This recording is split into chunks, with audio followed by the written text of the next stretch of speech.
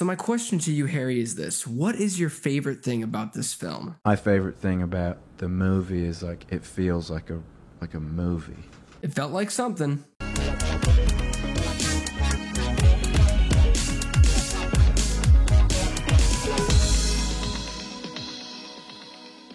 Hey guys, my name is Joseph Curtis, and if you love movies just as much as me, you have come to the right place. Now do me a huge solid and click that like and subscribe button. Also, follow me on the following social platforms, because that would be great. Now, let's talk about Olivia Wilde's sophomore film, Don't Worry Darling. Okay, first things first, Team Shia. Just gonna put it out there, Team Shia LaBeouf. Okay, but on a real note, I actually love the actor Shia LaBeouf as an actor. Obviously, he did terrible things, and he's reconciling for it. And it's really cool to see the transformation. He's recently become a Christian, I think, well, specifically a Catholic. But it's awesome. He's found Jesus. I recommend that to anybody. But with this film, I bring that up because there is a lot of things that have gone behind the scenes when it comes to marriages, divorces, new relationships, friendships broken, or maybe they weren't ever really friends and they were just enemies the whole time. Now the movie's released. Finally, it is coming out, and critics have already seen it, not getting great reviews, like 30-something% on Rotten Tomatoes. But where do I fall in line with this movie? What are my thoughts? Well, Olivia Wilde has a really intriguing idea with this film. The idea of control, the idea of, this utopia that Chris Pine's character has created, called Victory. And it is a very interesting premise. I really enjoyed the first half of this story, where you are just set up into this weird environment where people are just, waking up in the morning, going to work, and the wife just stays at home, cooks, cleans, provides for the husband, and, the husband does what he does. He does the 9 to 5, comes home, eats his food, bangs his wife, and goes to bed and repeats. The perfect reality of the 1960s. And I understand the message of what they were trying to go for with that whole scenario, like the perfect life, when in all reality, maybe to somebody else that's perfect, but I'm glad we don't live in that society for obvious reasons, and that's a whole other controversy, and that's your own reality. And that's actually a good segue. Reality, the message about what do we perceive as a good reality, and how we paint that narrative, how we paint the narrative of controlling somebody else's reality. All of these ideas are great, but when you get to the reveal, and when your whole film is based on all of these agendas and messages and themes that are so heavy, especially for today, and it's all about getting to that moment, and it falls flat, that ruins the entire film for at least for me, and probably for other people. And I think that's the reason why there are a lot of negative reviews out today.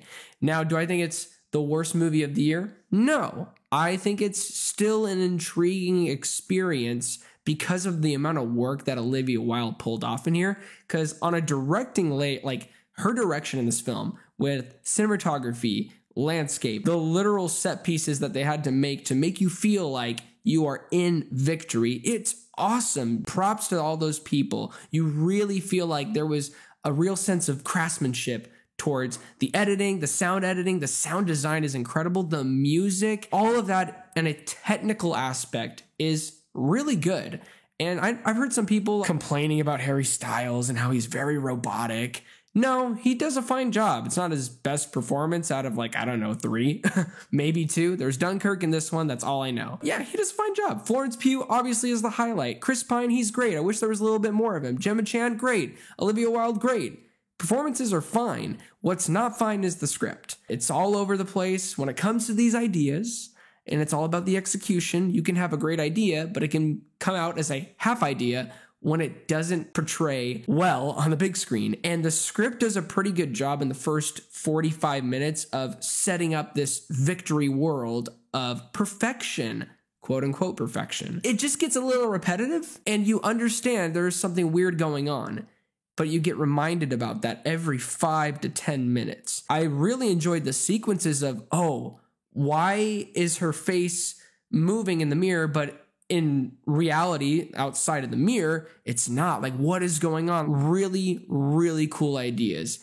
But it felt like too much. It felt like way too much, and I understood what Olivia was trying to convey to us about this character and her situation, but it felt all too familiar, just building upon another and another, and it just got way too repetitive. And then when you get to the moment that the movie is all about, like with a movie like this, a psychological thriller with twists and turns, it just didn't deliver. And that goes to the script, especially when you have very thinly written characters, like paper thin characters. The only thing that I can connect to is, this is not a safe environment. We need to get out of here. For some people, that might be enough. But for me, in my experience, I couldn't connect to anything with Florence Pugh's character, Harry Styles' character, the villain. Why is Chris Pine doing this? What is the whole point of Victory? They say we're doing this to make the world better or whatever their stupid agenda is, but they never really give you the answers that are actually needed to be said for a justifying reason to have this place. And that's the issue with the plot twist too. I'm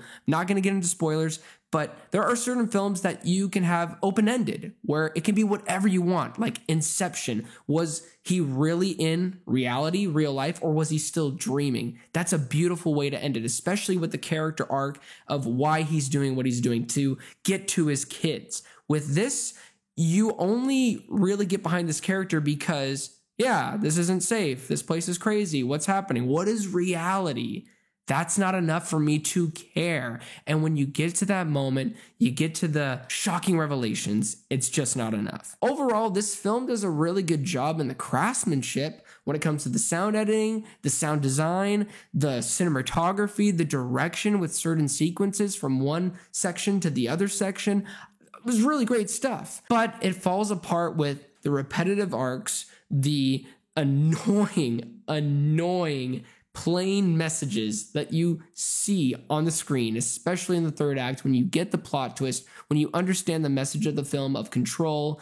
And I can't really say anything else because obviously spoilers, but I really do not appreciate movies when it is the story serving the message, when it should be the message serving the film. And that didn't happen here with Don't Worry, Darling. And with that being said, I'm going to give this movie a solid 5 out of 10.